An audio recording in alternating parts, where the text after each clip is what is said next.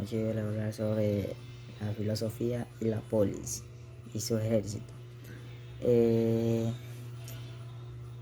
No ocurre en todos los días encontrar con un autor, o sea, que coloca las interpretaciones tradicionales en un ámbito del conocimiento, del modo que fue capaz de acabar con las inercias secundarias, al motivo de obligar o pensar de otros modos, o sea, en lo que le llamamos lo antiguo, hace siglos atrás. Esto se comenzaba, le decían polis, a lo que ahora le llamamos una república, un mandamiento sobre un país. ¿Qué quiere decir con esto?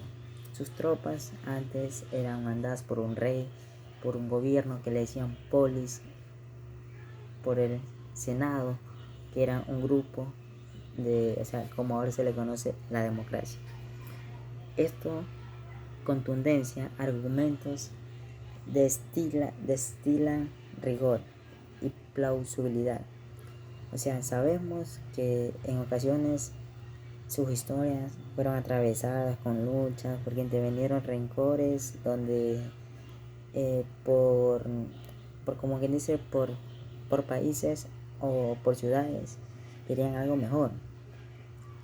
Esto era que un historiador, Antonio Capizzi Genova, en 1926 en Roma, que falleció en 2003, hizo una obra siendo traducida por la prensa, que fue una universitaria Zaragoza en un ejército que argumentaba interpretaciones filosóficas. Con esto requiero decir que en estos ámbitos de la polis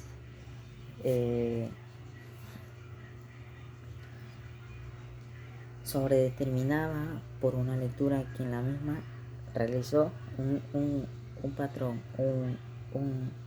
un rey, un historiador que fue Aristóteles.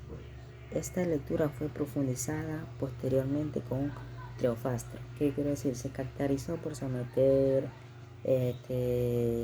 intereses filosóficos artificiales, donde hubieron muchos problemas abordados en la historia antigua.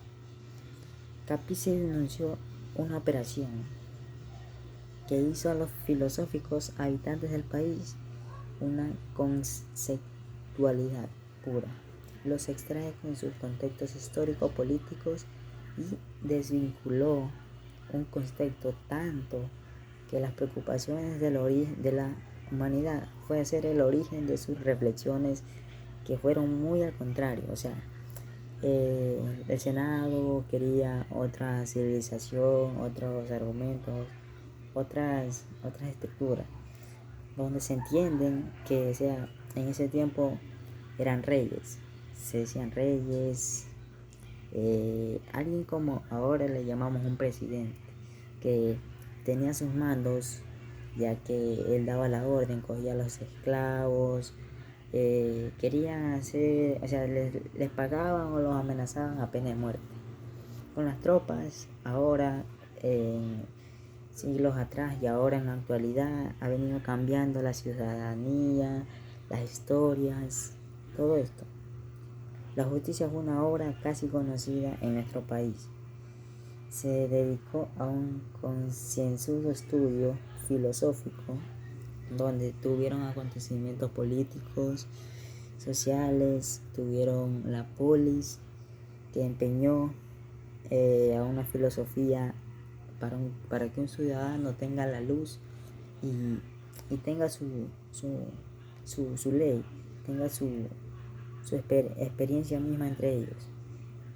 El ejército, como ahora le llamamos, por ejemplo en nuestro país tenemos las fuerzas armadas, policías diferentes. Allá era solo una, era el ejército que mandaba todo el origen, o sea, todo el reino, toda la ciudad, toda la región.